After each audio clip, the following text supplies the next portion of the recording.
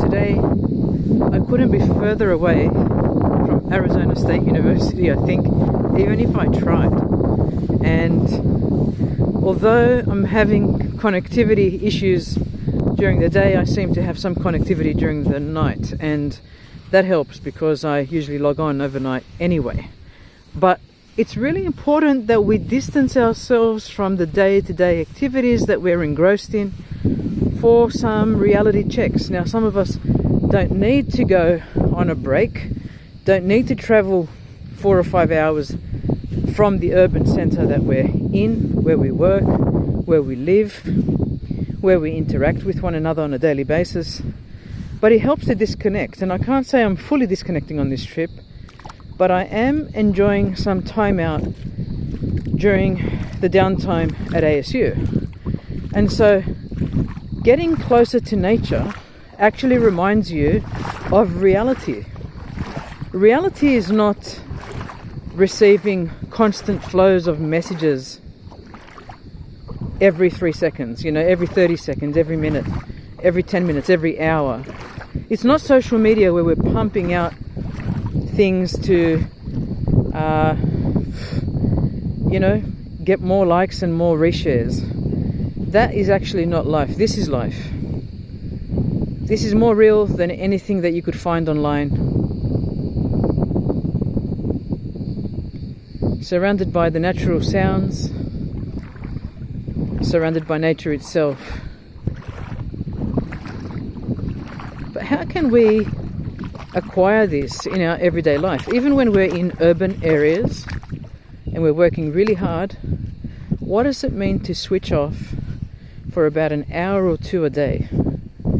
It might well mean that you leave your technology behind when you go for a walk. It might well mean that you put it on flight mode while you listen to your favorite music as you walk, or listen to a podcast. It may well mean for you switching off your notifications. It all depends on your context. I'm not going to say one is better than the other.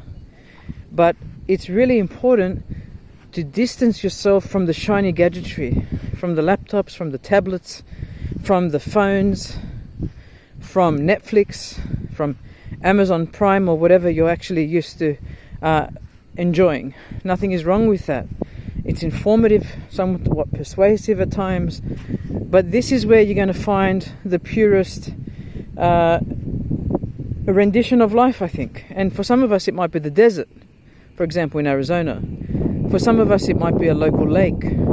For some of us, it may well be a bike track or a hiking track. For some of us, it might be a rainforest.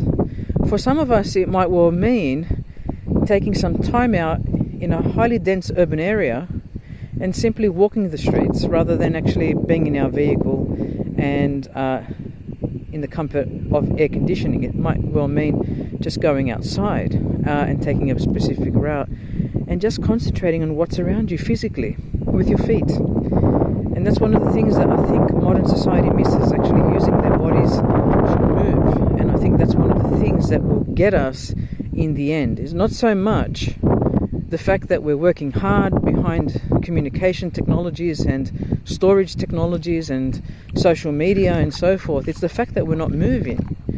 And that can't happen, right? If we're going to survive as a species, we need to move our bodies. We need to actually look at what's around us. It's really, really important. Because I think what's happening, generally speaking, our senses and our functions are not being utilized, our faculties are not being utilized.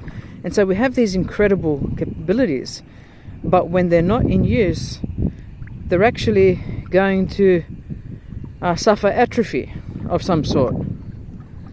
And that's what I'm most afraid of, that by not using our brain and not using our body, that which we've been given, we start to endure atrophy of movement and our faculties and I would go so far as saying our intellect.